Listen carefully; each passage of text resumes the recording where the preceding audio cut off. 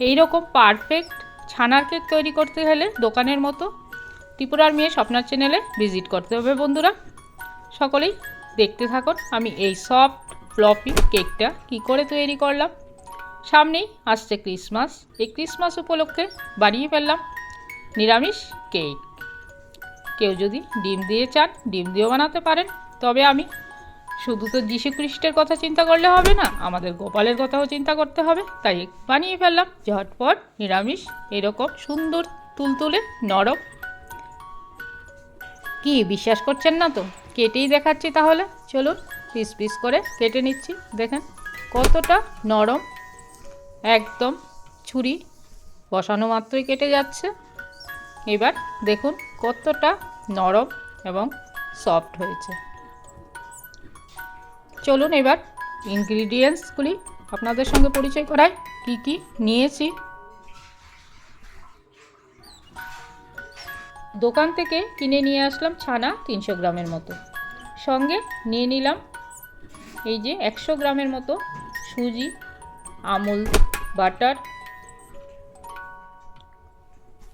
Baking soda, আর রয়েছে চিনি 200 গ্রামের মতো, আর 250 গ্রাম লিকুইড দুধ। এই দিয়ে এবার একটার পর একটা মিশিয়ে কি করে গ্রাইন্ডার মেশিনে মিক্সিং করি, চলুন সেটাই শেয়ার করি। প্রথমে ছানাগুলি মিক্সিং জারে দিয়ে দিলাম, তারপর দিয়ে দেব চিনি, যে চিনিটা বাউলের মধ্যে রাখা আছে সেটাই ঢেলে দেব। আগে থেকে আমি চিনিটা গুঁড়ো করে রাখিনি, কারণ যেহেতু গ্রাইন্ড করব একসাথে হয়ে যাবে তার জন্য। এবার দিয়ে দিলাম দুধটাও,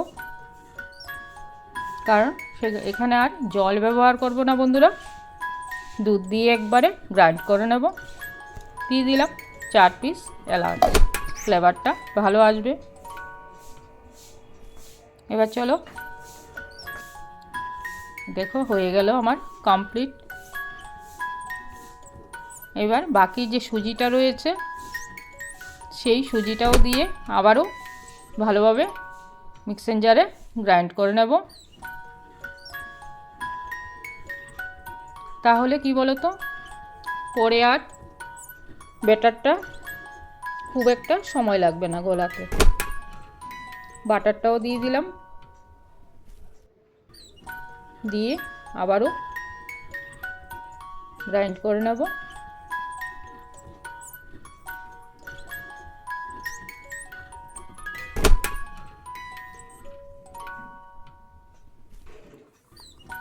কমপ্লিট আমার মিক্সিং জারের কাজ।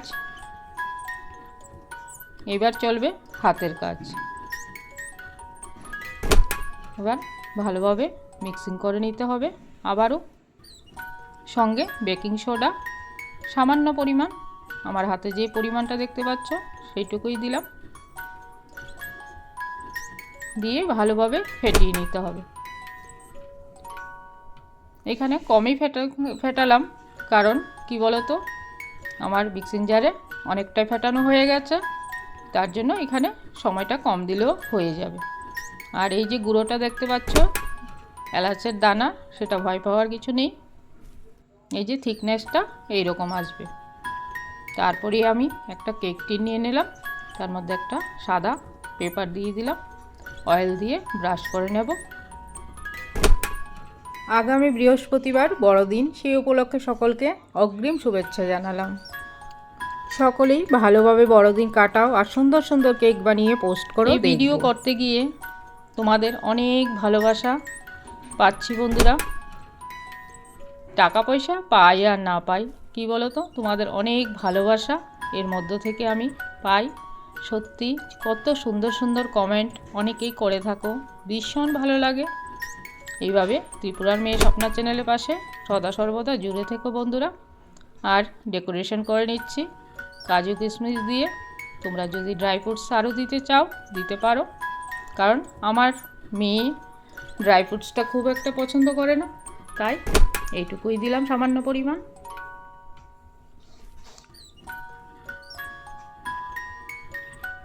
কারণ গোপালের নাম ঠিকই, কিন্তু গোপাল তো আর শুধু খাবে না, গোপালকে দেওয়ার পর আমরাও তো প্রসাদ পাবো, তাই কি না বলো বন্ধুরা? তাই মানুষের কথাও চিন্তা করতে হয়। আমার কেক রেডি। আমার এই কেকটা তৈরি করতে তোমরা দেখলে 200 টেম্পারেচারে দিয়েছিলাম, আমার 1 থেকে 1.5 ঘন্টা সময় লেগে গেছে। এটা যার যার সময় অনুযায়ী সময় লাগবে, এখানে আমি টাইম বলে দেব না, কারণ তাহলে হয়তো এক একজনের এক একটা টাইম লাগে, এক এক জায়গায় এক এক ওভেনে অনেকেই বানায়। এবার পিস করে তোমাদের দেখাচ্ছি, দেখো কতটা সুন্দর। আগেও আমি বলেছি ভীষণই ভালো হয়েছিল। তোমাদের কাছে কেমন লাগছে অবশ্যই কমেন্ট করে জানাবে। এরকম করে পিস করে রেখে দেবে তোমার। আর আমি যে কেকটা কেটেছিলাম, আমি আগের দিন রাতে বানিয়েছিলাম, পরের দিন আমি অপেক্ষা করেছিলাম আমার মেয়ে কলেজ থেকে আসার পরে কাটবো, তার জন্য প্রায় 12 ঘন্টা কেটে গেছিলো। তারপরে আমার এই কেক কেমন হলো অবশ্যই কমেন্ট করে জানাবে। ধন্যবাদ।